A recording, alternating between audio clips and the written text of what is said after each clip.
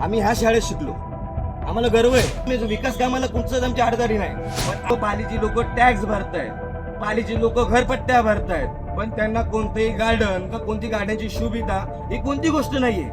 आलोचनामध्ये मी या गोष्टीवरती कुठचा विकास चाललाय, काय चाललंय हे नगरसेवकांना इथं माहित नाही ते काय चाललंय। एखादी व्यक्ती ही मनमानी कारभार करत असेल तर माझा याला पूर्णपणे विरोध आहे।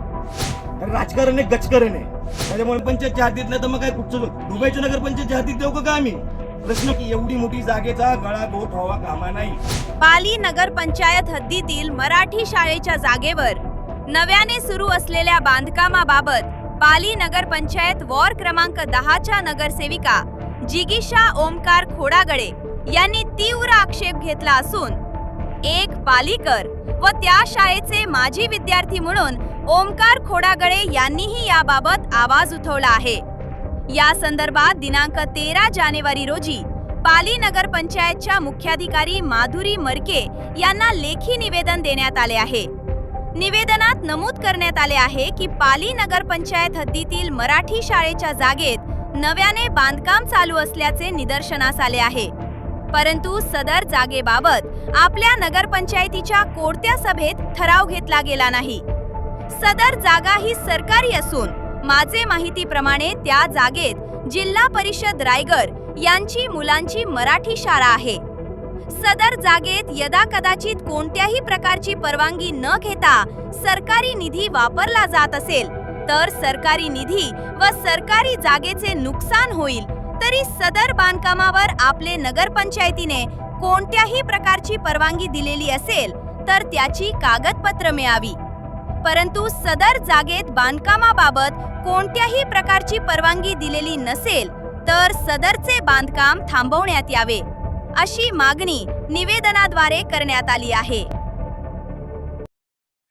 सदर लहानपणापासून आम्ही ह्या शाळेत शिकलो, आम्हाला गर्व आहे त्या शाळेचा, आणि तो कोणती विकास कामं येत असतील ना तर आमचा त्यांना पाठिंबा आहे। तुम्हाला सांगतो, आम्ही विकास कामाला कुठचंच आमची अडचणी नाही, पण आज तुम्ही जी रेकॉर्डिंग करा, ही जागा या माझ्या ओके जिम पासून ते टेंबीच्या रोड पर्यंत जाते। एवढी मोठी जागा आजच्या दरम्यान पाली नगरपंचायतच्या हद्दीत कुठंच नाहीये। पालीची लोक टॅक्स भरतायत, पालीची लोक घरपट्ट्या भरतायत, पण त्यांना कोणतेही गार्डन का कोणती गार्डनची सुविधा ही कोणती गोष्ट नाहीये। आज आम्हाला लाज वाटते, आम्ही नगरसेवक झाले, आम्हाला लाज वाटते, आम्हाला राजीनामा द्यायची गोष्ट येते। आम्हाला राजीनामा देऊ या गोष्टीवरती कुठचा विकास चाललाय, काय चाललंय हे? तुम्ही कोणती निधी आणता, काय आणता, या जागेची तुम्ही वेस्टेज करता, इथं ही मध्ये जागा बांधून या जागेचा पूर्ण वाटोळा होणार आहे। तुम्ही काय करता जागेमध्ये कुठेतरी त्याचं एकही नगरसेवकांना इथं माहित नाही ते काय चाललंय, कोणत्या बेसवर हे काम चालू आहे, आम्हाला कळणार कसं? आज आम्ही मॅडमला पत्र दिलेलं आहे। माझं असं एक म्हणणं आहे सरळ सरळ की पालिकर म्हणून मला ते आगे आज ज्या बस स्टँडची जी अवस्था आहे ना, त्या पालिकरांनी त्याचं लक्ष दिलं नाही म्हणून ती अवस्था आहे। आज हे एखादी पक्ष का एखादी व्यक्ती ही मनमानी कारभार करत असेल तर माझा याला पूर्णपणे विरोध आहे, आणि हा विरोध मी आज फक्त वैयक्तिक करतोय, कारण का मला वैयक्तिक करण्याची वेळ ह्यासाठी आली की राजकारण आलं की कोण आलं की लोकांना वाटतं की ह्याच्यात राजकारण आलं, आणि राजकारण आहे, गजकारण आहे।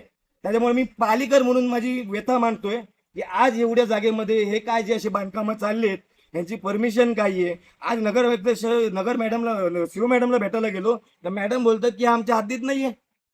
आज ही नगरपंचायतच्या हद्दीत नसलं तर कुणाच्या हद्दीत आहे? जरी जागा ही आज झेडपीची जागा, पंचायत समितीची जागा असली तरी जागा हद्दीत कुणाच्या आहे? मग नगरपंचायतच्या हद्दीत नाही तर मग काय कुठचं दुबईच्या नगरपंचायतच्या हद्दीत देऊ का आम्ही? प्रश्न मांडायला कोणती परमिशन आहे इथं तोडण्यासाठी? आज मला माझ्या आडीचा विकास करण्यासाठी, नगरसेविकेला विकास करण्यासाठी, ते संडास बाथरूम 2 तोडण्यासाठी वर्षभर मिटिंग घ्यायला लागतात, ठराव पास करायला लागतात, प्रत्येक नगरसेवकाची परमिशन घ्यायला लागते, आणि मग आम्ही ते तोडून आमचं काम करतोय। आणि हे एका दिवसात, ते पण संध्याकाळी नगरपंचायत बंद झाल्यावरती।